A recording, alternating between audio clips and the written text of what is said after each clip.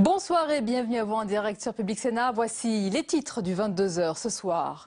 Le gouvernement présente son budget comme un projet pour l'emploi marqué par un effort d'économie sans précédent. Faux, rétorque l'opposition qui y voit un budget en trompe-l'œil pénalisant les ménages modestes. Alors, impôts, économie, pouvoir d'achat, on décortiquera ce soir ensemble la copie de l'exécutif et invité sur ce sujet l'ancien ministre de l'économie et vice-président de l'UDI, Jean Arthuis, tout à l'heure. Le chômage marque une forte baisse pour le mois d'août et c'est une première depuis 27 mois. Ce bon chiffre corrobore d'autres indicateurs économiques positifs. Mais est-ce pour autant l'hirondelle qui va faire s'inverser durablement la courbe du chômage? Analyse tout à l'heure notre chroniqueur économique Jean-Louis Gombaud.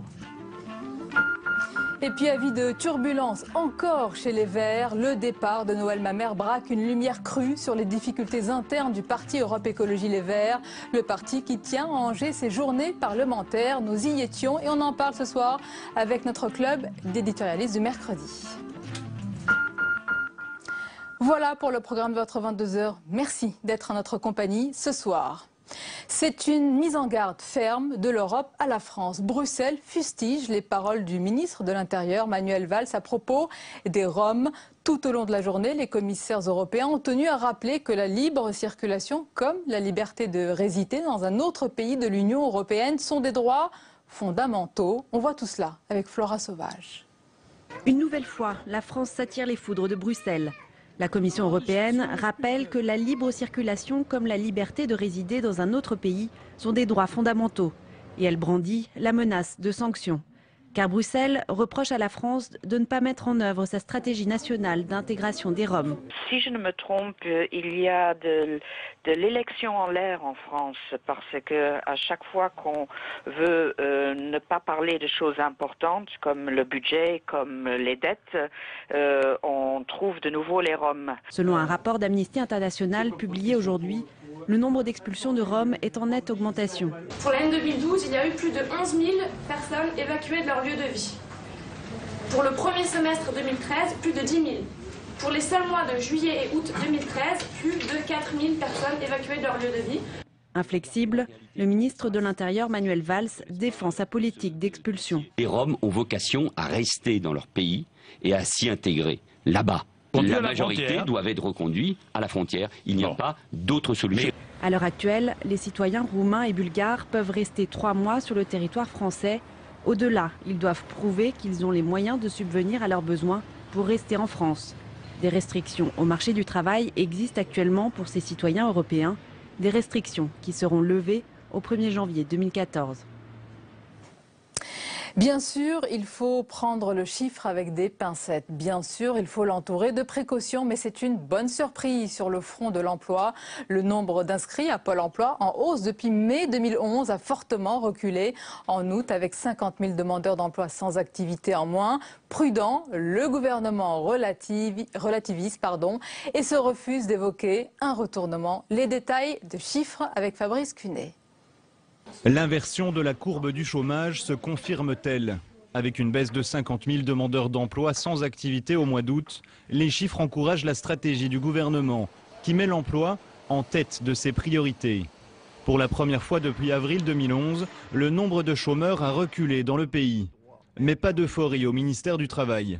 Michel Sapin reste prudent. Une variation statistique peut avoir amplifié l'embellie. Des motifs de satisfaction se dégagent. Le recul pour le 4e mois consécutif du chômage des jeunes de moins de 25 ans se confirme par exemple. L'objectif de 100 000 emplois d'avenir avant la fin de l'année devrait être atteint. Et 480 000 emplois aidés seront reconduits au-delà de l'année 2013. Pour le Premier ministre, ces dispositifs ne sont pas la seule clé contre le chômage. Jean-Marc Ayrault affirme que la reprise repose essentiellement sur la capacité des entreprises à pouvoir investir et embaucher. Il estime notamment que la baisse du coût du travail prévue dans le budget 2014 contribuera à faire repartir l'emploi. Et c'est un rituel, une fois présenté, même avant sa présentation, le budget déclenche une pluie de critiques et ça n'a pas manqué cette fois-ci. La copie du gouvernement est jugée mauvaise en tout point par la droite, douloureuse par la gauche de la gauche qui dénonce une asphyxie de l'activité économique. De son côté, le MEDEF parle d'un mauvais coup pour l'emploi. Seul le gouvernement défend son budget au service de l'emploi justement. Invité sur ce sujet dans un instant, l'ancien ministre de l'économie, vice-président de l'UDI, c'est Jean Arthuis. Mais d'abord, les faits, c'est avec Mounir Soussi. Un budget placé sous le signe des économies. Le gouvernement table sur une réduction des dépenses de 15 milliards d'euros. Ainsi, l'État et les collectivités devraient économiser 9 milliards. Les 6 milliards restants porteront sur la sécurité sociale. Cet effort n'annonce pas pour autant la pause fiscale promise. 3 milliards de recettes nouvelles sont espérées. Les ménages verront le plafond du quotient familial abaissé, la réduction d'impôts pour frais de scolarité supprimée, les frais de notaire et la TVA augmentés. Bonne nouvelle pour les contribuables, l'impôt sur le revenu sera de nouveau calqué sur l'inflation. Les entreprises seront soumises à un nouvel impôt sur l'excédent brut d'exploitation qui remplace l'imposition forfaitaire annuelle. Mais elles pourront s'appuyer sur le crédit d'impôt compétitivité emploi déjà en vigueur. Le gouvernement espère ainsi consolider le frémissement sur le plan de la croissance et se montre optimiste pour les mois à venir. Nous savons ce qu'il reste à faire pour consolider la situation de l'économie française, mais incontestablement, et tous les instituts, qu'ils soient publics ou privés, nous le disent, ça va mieux. Le budget est construit sur une prévision de croissance de 0,9% en 2014, mais ce rebond attendu ne couvre pas la hausse record de la dette publique estimée à 95,1% du PIB. Demain, Pierre Moscovici présentera son plan à Bruxelles, qui a depuis cette année un droit de regard sur les orientations budgétaires des pays de la zone euro. Et notre invité politique ce soir, il a été ancien ministre de l'économie, il est sénateur de la Mayenne, vice-président de l'UDI, Jean Arthuis. Bonsoir et bienvenue à vous. Alors les bonnes nouvelles sont rares, même en prenant beaucoup de précautions. En étant prudent, est-ce qu'on peut se féliciter ce soir des chiffres du chômage pour le mois d'août? Naturellement, toute baisse du chômage est une information sympathique. Mais je crois qu'il faut être prudent. Le gouvernement a raison d'être prudent. D'abord, c'est le mois d'août. Oui. Et sur le terrain, on ne voit pas vraiment où sont les potentiels de création d'emplois pour inverser la courbe du chômage. Donc, il va falloir attendre les prochains mois. Oui, mais 50 000, c'est un chiffre conséquent, malgré tout. Est-ce qu'il faut saluer un recul? Oui, je crois qu'il y a eu aussi quelques modifications dans les méthodes de recensement des demandeurs d'emploi. Donc, j'attends les prochains mois pour constater cette inversion de la courbe du chômage. Prudence. Prudence, modification, mais est-ce qu'il y a, selon vous, une amélioration de la situation? Il y a beaucoup d'indicateurs qui passent un petit peu au vert. Il y a le climat des affaires, entre autres. Est-ce qu'il y a un parfum, un fond de décor moins noir sans être rose pour autant? Je crois qu'il faut être prudent. D'abord, vient un moment où ça ne peut pas aller plus mal. Et donc, quand on est au fond de la piscine, sauf à creuser le fond de la piscine, il faut stabiliser, bien sûr. Mais je veux être prudent et je ne vois vraiment pas où est le ressort de la création d'emplois et de la croissance. Eh bien, c'est peut-être le budget, parce que le gouvernement dit que c'est un budget pour l'emploi qui va consacrer 900 millions à 8%. Donc à l'emploi, c'est beaucoup. Est-ce que ça va financer justement la montée en puissance des emplois d'avenir, des contrats de génération? Alors les contrats d'avenir sont le constat pathétique de l'atonie de la croissance et de la difficulté de créer suffisamment d'emplois pour accueillir tous ces jeunes qui arrivent sur le marché du travail.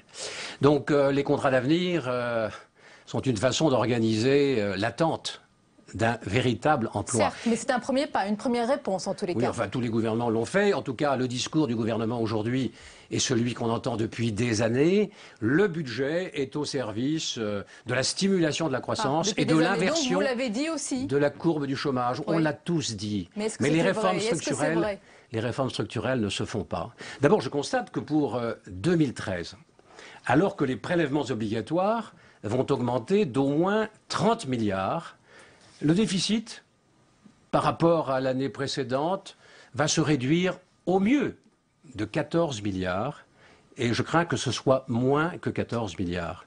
Et s'agissant de 2014, le gouvernement nous dit qu'il accomplit un effort historique pour réduire la dépense publique. Or, je constate dans les documents qui ont été rendus publics aujourd'hui même que le niveau des dépenses de l'État est pratiquement le même en 2014 qu'il était en 2013.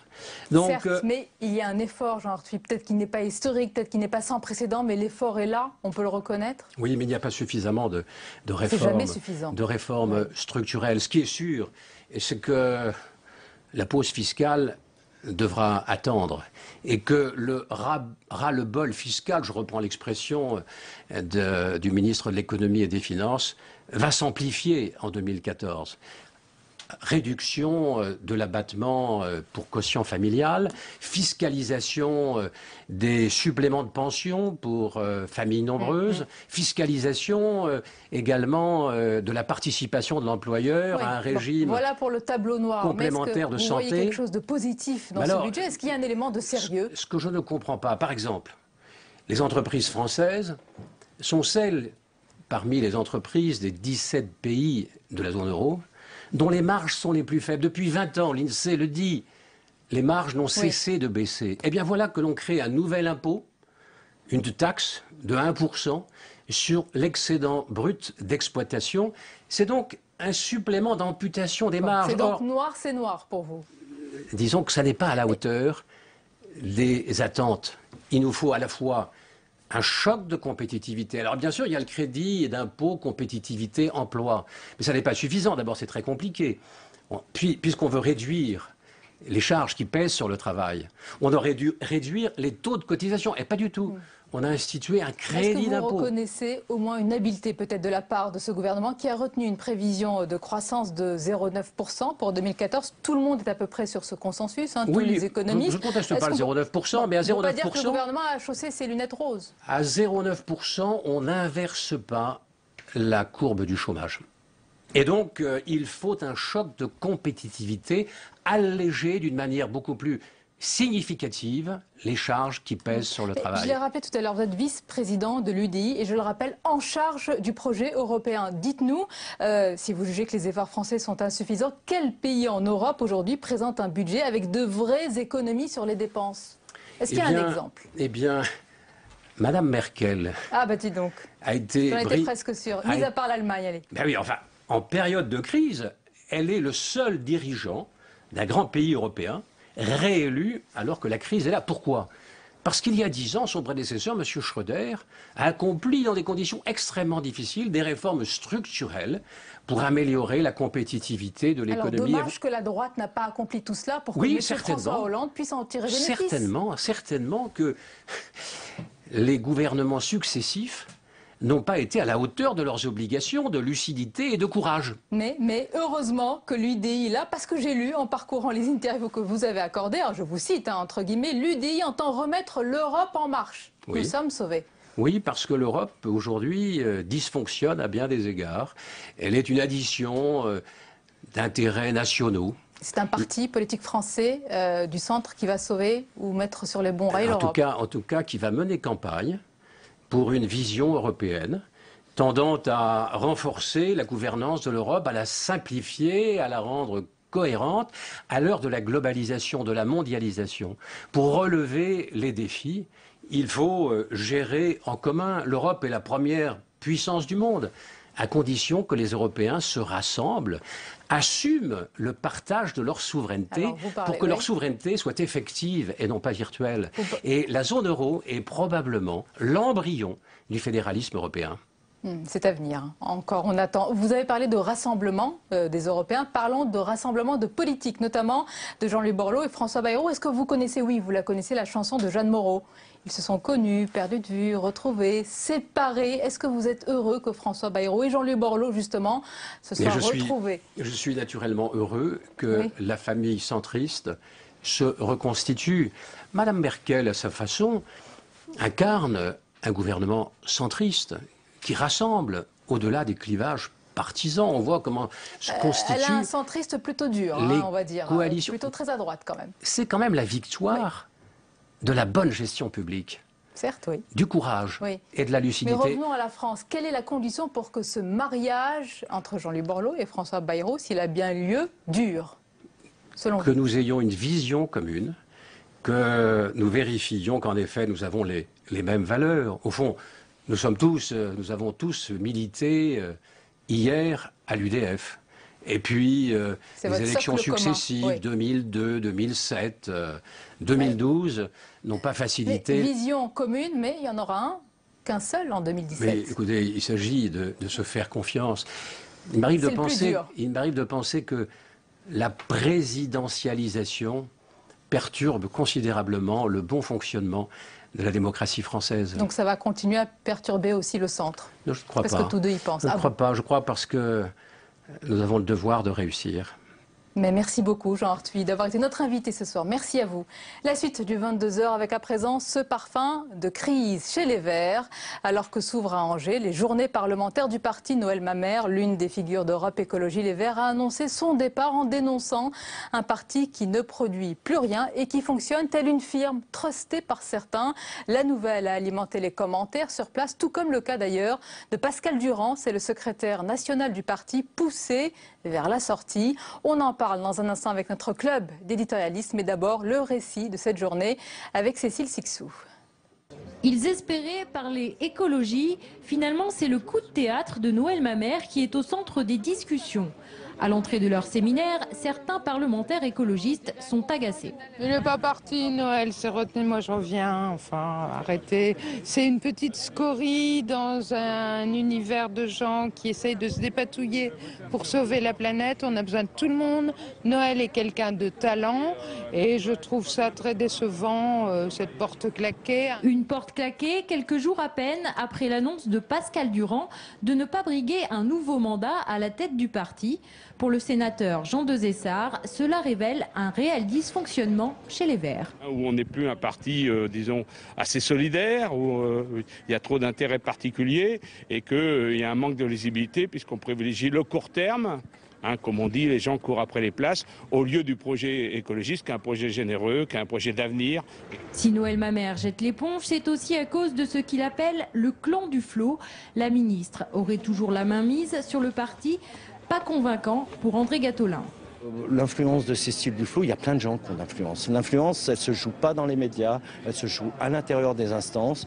C'est ce qu'on fait, ce qu'on gagne, ce qu'on obtient. Et je crois que parfois on perd, mais souvent on arrive à obtenir des vraies avancées. Grande figure du parti, mais aussi grand absent de ces journées parlementaires. Après 15 ans, le maire de Bègles a rendu sa carte, mais restera tout de même au groupe Europe Écologie Les Verts à l'Assemblée.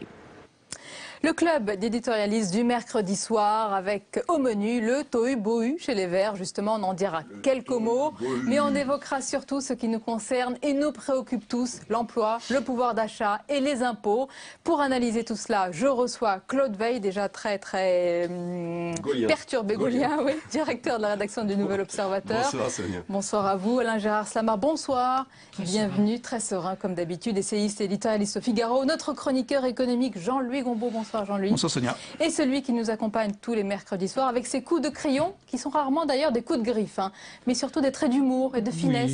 Oui, j'aime la douceur, mais bon, ça m'empêche pas. Je vous ai bien présenté, il faut assurer. Ouais, c'est sympa. Oui, merci, bonsoir à tous, bien sûr. bonsoir Sonia. Bonsoir. Alors, on va dire quelques mots justement du départ de Noël Mamère. Alain-Gérard Slama, est-ce que c'est un coup dur pour le parti ou alors est-ce que demain, on va passer à autre chose ? On va passer à autre chose, évidemment.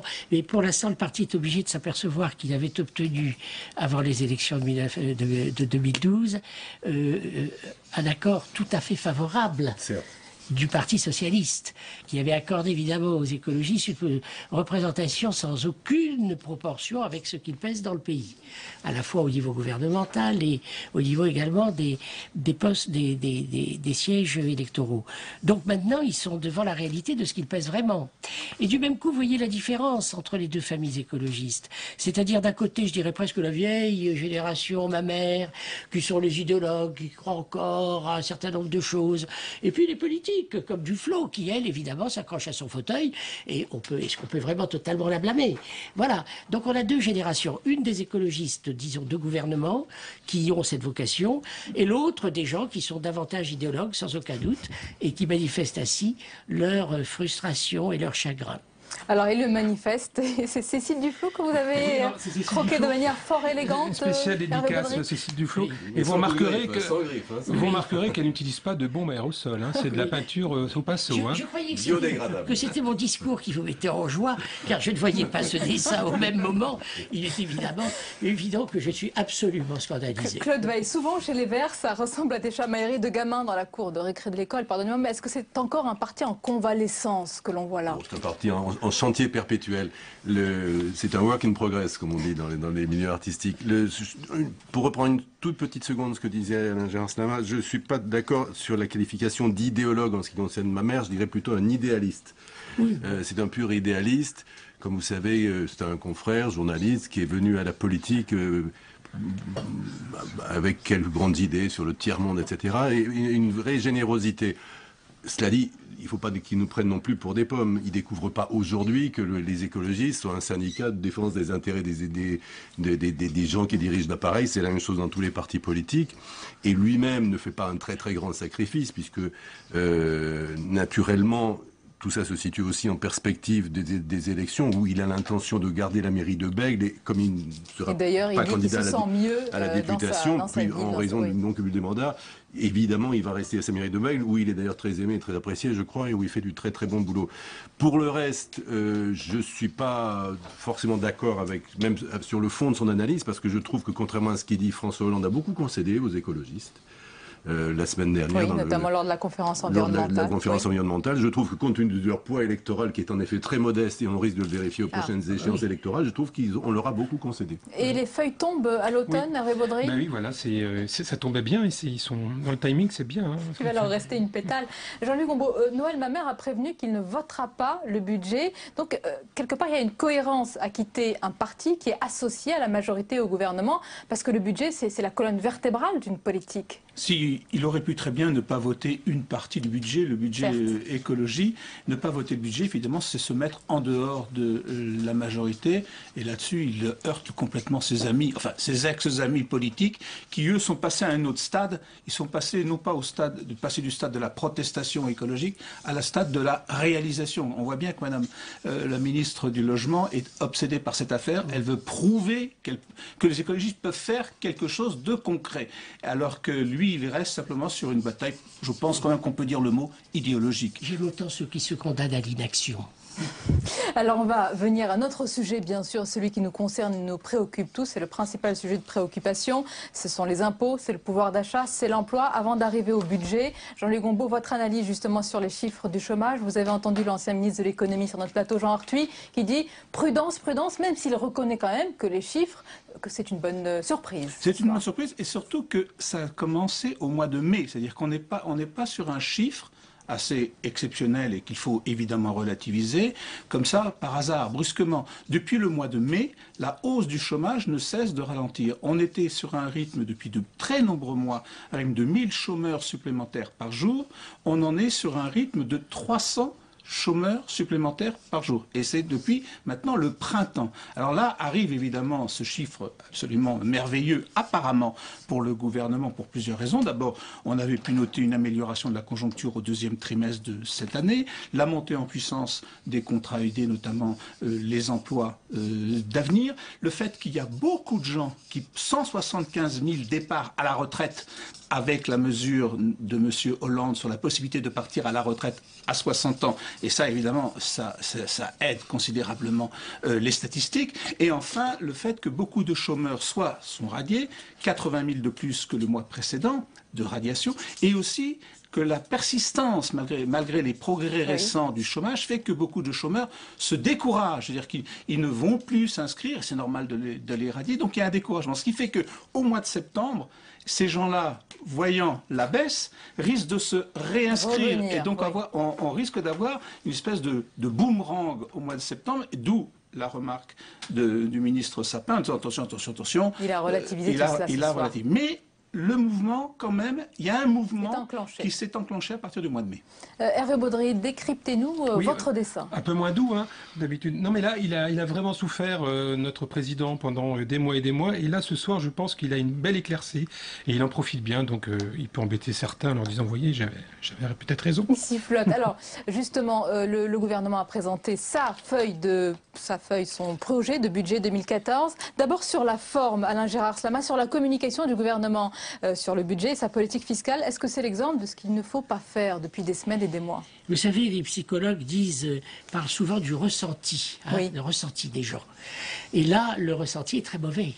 Le ressenti est très mauvais, c'est-à-dire que tout a été fait pour donner aux Français le sentiment que quand on vous dit on va faire des économies dans tous les secteurs, c'est improbable, on ne le sait pas, il y a un effet d'annonce. Il n'y a rien de concret.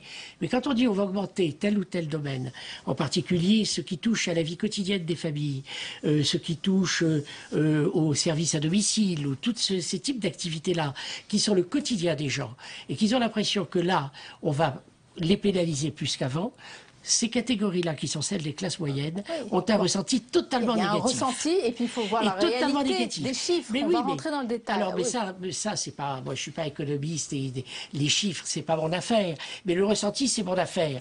Je veux dire, la manière dont cette campagne a été conduite, la manière dont on a annoncé une pause, et puis c'est pas pour tout de suite, c'est pour plus tard, dont on a dit les Français vont souffrir, et puis souffriront pas, comment voulez-vous que l'opinion s'y reconnaisse? Et c'est un fait qui est important. Ça a l'air d'être de la polémique, ce que je dis là. Mais vous savez, les Français, en général, l'impôt, ils renaclent, mais ils le payent quand ils ont le sentiment que ça sert à quelque chose, que ça va aider au redémarrage de l'économie, que ça représente... Surtout pas s'ils n'ont pas le choix. Mais là, bon, ils n'ont pas le choix, ils n'ont jamais eu le choix, mais ils ont le sentiment. Tandis que là, justement, ils ont le sentiment, non seulement qu'ils n'ont pas le choix, mais que ça ne servira à rien. Alors et c'est ça qui me paraît inquiétant. Claude Veil, est-ce que le débat fiscal, c'est aujourd'hui, ou ça risque d'être encore plus le boulet du gouvernement, le boulet fiscal du gouvernement? Le boulet de ce gouvernement, ça serait le boulet de n'importe quel gouvernement. Il y a une rigidité de la dépense publique en France qui est énorme, ne serait-ce que parce que les 2/3 des dépenses de l'État, comme vous le savez, sont des dépenses de personnel, comme il n'est pas question de faire une extermination, la décimation des fonctionnaires. Donc on va continuer, on a en réalité des marges de manœuvre extraordinairement étroites et des besoins de financement qui ne cessent de courir, parce qu'en réalité, quand le gouvernement dit cette année, c'est tout sur la baisse. Non, il n'y a pas de baisse. Il y a un ralentissement de la hausse. Mais même la dépense sera globalement en légère hausse par rapport à cette année. C'est-à-dire, quand ils parlent de baisse, ils veulent dire en baisse par rapport à ce que ça aurait été si on n'avait rien fait.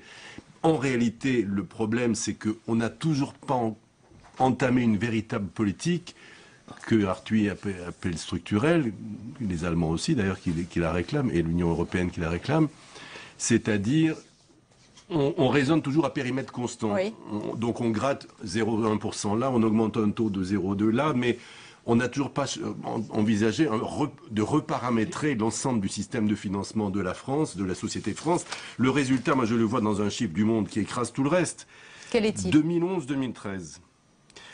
La pression fiscale globale, montant total des prélèvements, a augmenté de 50 milliards. C'est ça, le fameux matraquage dont on a parlé, le ras-le-bol, il est là, 50 milliards de plus. Dans la même période, avec tous les efforts qu'on a fait, le non-remplacement de beaucoup de fonctionnaires, etc., la façon dont on a serré la vis, des crédits dans beaucoup de ministères, dans le même temps, la dépense, tout compris, encore augmenté de 57 milliards. C'est-à-dire qu'on a augmenté de 50 milliards les recettes, les impôts, et de 57 milliards la dépense. Donc, il faut reformater le système. Hervé Baudry croque justement tout ce débat fiscal. Synonyme d'impôt en 5 lettres, pause. Oui, on la cherche. Justement, Jean-Luc Gombault, on peut répondre pause. En 6 lettres, on peut répondre dindon, comme dindon de la farce. Les ménages ont l'impression d'être les dindons de la farce. Est-ce que c'est le cas avec ce budget? Tout à l'heure, Alain Gérard Slama parlait du ressenti. C'est pas simplement ressenti. Alors, précisons bien les choses. Il y a une pause fiscale. Il y a une pause fiscale, 46% de prélèvements obligatoires pour 2013, 46,1%. Donc ce n'est pas une baisse, mais ce n'est pas un gel, mais c'est une pause. Mais à l'intérieur de cette pause, il y a beaucoup de remue-ménage en réalité. Ménage, c'est le mot d'ailleurs. Parce qu'en réalité, les impôts sur les ménages ont augmenté de 13 milliards. 13 milliards. C'est-à-dire que les impôts sur les ménages augmenteront plus en 2014 qu'ils n'ont augmenté en 2013. Attendez, pour que je comprenne, Jean-Luc Rombaud, pour ceux qui nous regardent, le téléspectateur, qu'est-ce qu'il va voir prochainement? Est-ce que ça va augmenter? Parce que Alors, d'abord, chose connue depuis plusieurs mois, vous avez évidemment cette affaire de TVA. Oui. Vous avez effectivement aussi la baisse du plafond du quotient familial. Le fait que 3 millions de retraités qui ont eu plus de 3 enfants verront fiscaliser leur majoration de retraite, le fait que vous allez payer un impôt sur l'aide de l'entreprise à votre complémentaire santé, tout ça, en gros, va faire 13 milliards. Oui. Donc, ce qui veut dire, c'est qu'il y a une pause fiscale moyenne. Sans compter l'impôt sur les journalistes de télévision. Vous n'en avez pas parlé encore, mais il paraît que vous êtes super imposable, vous. Donc ne la ramenez pas trop. Derrière cette pause fiscale qui est réelle, je répète, 46,1, cela dit, le taux de prélèvement obligatoire en France sera à son maximum l'année prochaine, malgré cette pause. Derrière, vous avez une hausse très importante, plus importante qu'en 2012, plus importante qu'en 2013, de la pression fiscale sur les ménages. Alors, Hervé Baudry, télescope de cette actualité, si j'ai bien compris, Hervé. Vive le pouvoir d'achat et la libre circulation des Roms. Oui, moi j'ai ma propre carte des Roms, hein. Je voulais vous la montrer. Je peux une carte de Martinique ou de Guadeloupe, un petit clin d'œil à nos amis des îles. Et celle-ci, je la préfère, en fait. Ah, celle du journal de l'opinion, je suppose, oui. Vous l'avez amenée avec vous? Non, je la garde la prochaine fois. Alain Gérard-Sama, parce que justement, Hervé Baudry parle du pouvoir d'achat. Est-ce qu'après le débat fiscal, l'autre vrai débat, c'est celui du pouvoir d'achat? On sait que la majorité, justement, demande, la gauche, et puis une partie aussi des socialistes, demande au président de la République de faire un geste sur ce pouvoir d'achat. Je ne formulerai pas comme ça. Il faut que les familles aient une plus grande liberté de disposition de leurs revenus, qu'elles puissent davantage en être maîtresses, qu'elles n'aient pas le sentiment qu'elles doivent planquer le plus d'argent possible pour faire face à une augmentation vraisemblable des impôts. Elles anticipent, c'est ça la clé de l'économie, c'est les anticipations des acteurs. Les acteurs anticipent quoi? Ils ne voient pas ces économies justement parce que vous dites qu'elles sont faites à géométrie constante. C'est-à-dire que l'éducation nationale, on ne change pas le système d'éducation nationale. On recrute davantage de gens. Ce système va coûter en fait de plus en plus. Personne ne croit à la diminution et aux économies qu'on prétend faire dans tous ces secteurs. Personne n'y croit. C'est curieux. Donc on se dit, on va encore augmenter nos impôts par la force des choses. Ce qui m'étonne toujours, c'est qu'il y a une littérature sur le sujet quand même extraordinairement fournie. Ah oui, les fameux rapports Dosière 1, Dosière 2, Dosière 3. Dosière dit, vous rationalisez la gestion des collectivités territoriales. C'est pas lui qui me le dit, c'est pas moi qui le dis, c'est lui. Je lui laisse le chiffre. C'est déjà en marche dans ce budget. Il dit 10 à 12 milliards. Oui, attendez. Alors, dans ce budget, on réduit les aides de l'État aux collectivités locales d'1,5 milliard ou de 2 milliards, je ne sais plus. 1,5 milliard. Faites bien de le signaler, mais dans le même temps, on les autorise à augmenter de 0,7 les taux de mutation, les frais de mutation sur l'immobilier, c'est-à-dire de se payer sur le contribuable. Donc en réalité, c'est des jeux d'écriture. Ça passe d'un côté à l'autre, c'est des jeux d'écriture. Mais Dosière, lui, parlait de réduire globalement la dépense d'administration de la France de 10 à 12 milliards. Le Conseil,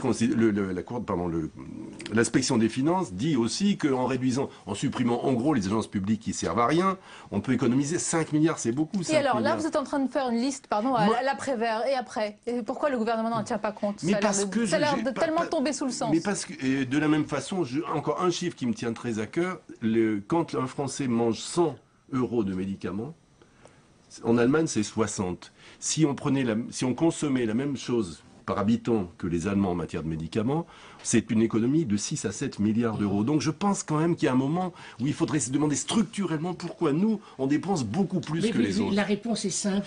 Regardez, on va généraliser le tiers payant. Vous croyez que ça va responsabiliser davantage les consommateurs de médicaments, ça? De généraliser le tiers payant vis-à-vis du médecin en particulier? Mais c'est pas une histoire du gouvernement, c'est une histoire de la société française. Nous avons quand même une politique dans un système qui a une très forte inertie, qui accroît encore plus l'inertie de ce système. On peut de moins en moins le changer à mesure qu'on le socialise davantage. Et c'est quand même ce que nous constatons en ce moment. C'est le grand paradoxe. Nous avons un discours plutôt moderne, plutôt relativement en apparence libéral, mais qui ne l'est pas du tout dans les faits. Alors vous avez parlé de l'assurance maladie, le déficit de l'assurance maladie en 2014. Donc Marisol Touraine, la ministre de la Santé, a annoncé des mesures d'économie pour réduire ce déficit en 2014. Je vous lis en ce moment la dépêche. Il sera demandé aux hôpitaux beaucoup d'efforts, puis la baisse des prix des médicaments qui permettra d'économiser 1 milliard d'euros notamment. Jean-Luc Gombault. Alors justement, le problème, l'une des économies de dépenses qui sont prévues porte sur l'assurance maladie. Le problème, c'est que le gouvernement ne maîtrise absolument pas cette affaire. Il y a 2,5 milliards d'économies sur l'assurance maladie. Tout dépend des prescriptions, de l'achat des médicaments. Ce n'est pas, c'est-à-dire que, en fin de compte, c'est pour ça que ce budget, je pense globalement. Bon, personne ne conteste globalement sa crédibilité, mais il y a des points. On va voir que la gauche de la gauche le conteste. Mais la crédibilité, sur les chiffres. Tout. En tout cas, mais ce qui est vrai, c'est qu'il y a quand même une partie qui est hypothétique, et notamment sur cette affaire d'assurance maladie, et notamment aussi les collectivités locales. Donc il y a quand même encore des imprécisions, et on va devoir, le débat peut-être s'éclaircir avec le débat budgétaire. Le coût augmente aussi. Moi, je ne suis pas fanatique, mais je suis vraiment frappé. Alors la question, c'est qui va voter ce budget? Juste, on jette un coup d'œil sur la caricature d'Hervé Baudry. Qui est le bourreau de la thune? Oui, alors moi, étant petit, j'étais fan de catch. Vous vous en souvenez, du bourreau de Béthune, c'est un combat permanent. J'ai l'impression que l'économie aussi, c'est un combat permanent. On veut essayer de... Et qui est le catcheur que vous avez croqué? C'est le ministre de l'économie. C'est Moscovici, oui. C'est Moscovici. Qui va tordre le cou de ces 15 milliards. C'est un combat, je ne sais pas s'il est à armes égales. Je vais vous poser la question. Qui va voter le budget? Je l'ai dit tout à l'heure, il y a eu une pluie de critiques sur le budget, et en particulier de la part du coprésident du parti de gauche, c'est Jean-Luc Mélenchon, qui appelle à ne pas voter le texte du gouvernement. Alors qu'en est-il des communistes qui étaient réunis justement aujourd'hui pour leur journée parlementaire? On voit cela avec Jérôme Rabier, puis on revient avec vous, messieurs, pour en parler. Pour nous, en l'état, il n'est pas acceptable. C'est un budget qui ne s'attaque pas à une réforme fiscale qui réduirait les inégalités. On nous parle de pause fiscale. En vérité, on est toujours dans une évolution qui fait davantage contribuer les salariés, les retraités, et qui continue des politiques d'exonération de cotisations sociales et d'exonération fiscale pour les entreprises. Ce budget-là, nous ne le voterons pas. Donc, je répète, on n'est pas figé, on n'est pas dans une posture, on va travailler, on va regarder, on va se battre dans l'hémicycle, et puis, in fine, on verra si nous pouvons arracher quelques propositions. Voilà, et Jean-Luc Gombault qui justement poursuit le débat. Je vais revenir à ma question, Alain Gérard Slama, quand même sur le pouvoir d'achat, parce que cela a été demandé par une partie de la majorité au gouvernement. Jean-Luc Gombault, est-ce qu'on peut opposer pouvoir d'achat et emploi? Parce que le gouvernement dit que c'est un budget pour l'emploi et qu'il y a forcément donc moins de mesures pour le pouvoir d'achat, on suppose. Alors, il y a des mesures pour le pouvoir d'achat, notamment sur les bas revenus, mais c'est vrai que la grande interrogation aussi, les gens vont payer 13 milliards d'impôts supplémentaires en 2014. Est-ce que ça n'aura pas une conséquence sur la consommation? C'est-à-dire que les chiffres reprennent les niveaux de consommation des années précédentes, qui est l'un des soutiens majeurs de la conjoncture et donc de l'emploi. Or, vous leur retirez 13 milliards quand même d'impôts, ça ne peut pas ne pas avoir de conséquences sur la conjoncture et donc sur l'emploi. Et en ce sens, on peut là aussi poser un point d'interrogation sur... Personne ne peut donner un chiffre de croissance pour l'année prochaine scientifiquement exact, mais on peut poser un point d'interrogation sur ce 0,9, compte tenu que cette hausse importante de l'impôt sur les ménages aura des répercussions sur leur consommation, bien entendu, et donc sur le pouvoir d'achat, et donc sur l'emploi et sur la croissance. Tu veux dire que le gouvernement se serait tiré une balle dans le pied? Non, le gouvernement, il cherche de l'argent.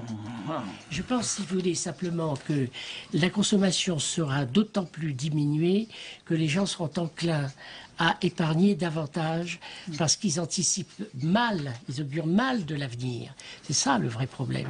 Ils n'ont plus de confiance. C'est ça. Et c'est lié évidemment à la situation, mais aux grandes maladresses dans la manière dont le gouvernement conduit son affaire. Et les contradictions, quand je lis un rapport récemment disant qu'il va falloir taxer davantage les propriétaires d'appartements pour les mettre à égalité avec ceux qui louent leur appartement, parce que eux, ils ont ce privilège de ne pas avoir à payer un loyer.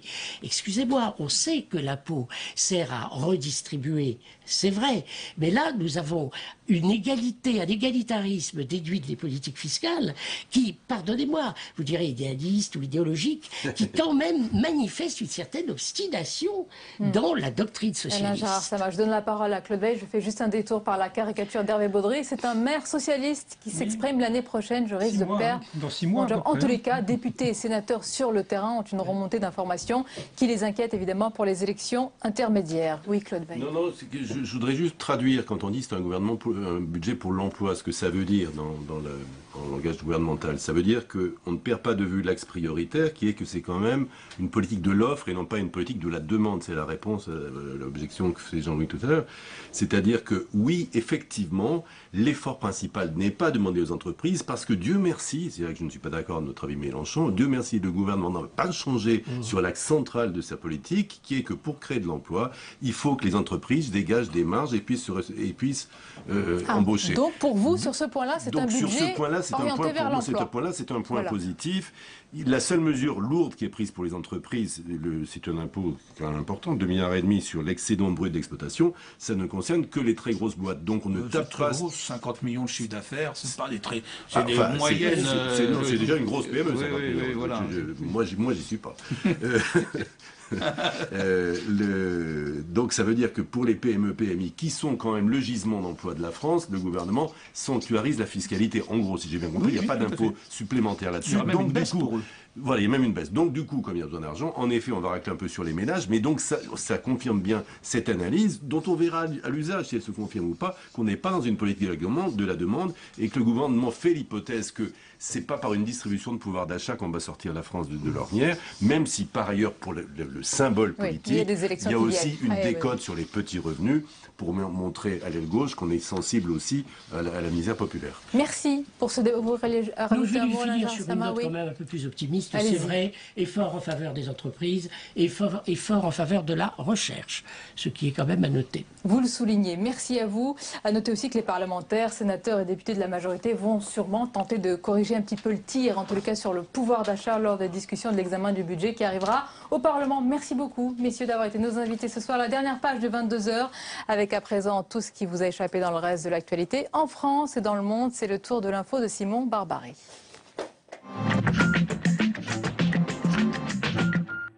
24 heures après la fin de la prise d'otage à Nairobi, le chef des Shebab, la mouvance islamiste de Somalie responsable de l'attentat, continue de menacer l'Occident. Ce soir, un ultimatum est adressé au Kenya. Si le pays frontalier continue de maintenir ses troupes en Somalie, il doit s'attendre à d'autres bains de sang. Cet après-midi à Nice, une minute de silence était observée en hommage aux 2 victimes françaises de l'attentat.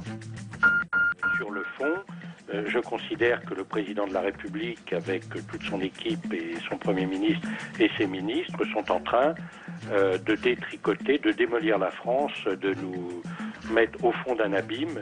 Éric Doligé tempère la forme mais maintient le fond de ses propos. Sur Public Sénat, le sénateur UMP du Loiret est revenu sur son intervention polémique hier lors des journées parlementaires UMP. Moi, je dois vous dire que j'ai un instinct meurtrier en ce moment. Je suis comme la plupart des citoyens. Moi, je ne supporte plus Hollande et sa bande. Des propos qualifiés d'indignes par la porte-parole du gouvernement, Najat Vallaud-Belkacem. Près d'1 million de véhicules seront construits en France cette année. C'est l'engagement du groupe PSA Peugeot Citroën ce matin. Le groupe annonce aussi 1,5 milliard d'investissements dans les usines françaises entre 2014 et 2016. Une contrepartie à la fermeture de l'usine d'Aulnay prévue à la fin de l'année prochaine. Mais ces engagements s'accompagnent d'un effort demandé aux salariés de PSA. Un gel des salaires est prévu en 2014, mais aussi une diminution ou une suppression de certaines primes. Alors que les tractations diplomatiques se poursuivent depuis une semaine sur le désarmement chimique du régime syrien, des experts de l'ONU sont arrivés aujourd'hui à Damas. Ils ont pour mission d'enquêter sur plus d'une dizaine d'attaques présumées aux armes chimiques, impliquant à la fois le régime de Bachar al-Assad et les rebelles syriens. L'équipe d'experts des Nations Unies a annoncé être capable de rendre un rapport final sur toutes ces accusations d'ici un mois. Et le dessin du jour est l'œuvre de Plantu dans le quotidien Le Monde daté de demain. L'auteur dresse un parallèle entre Nicolas Sarkozy et Manuel Valls sur la question de l'intégration des Roms.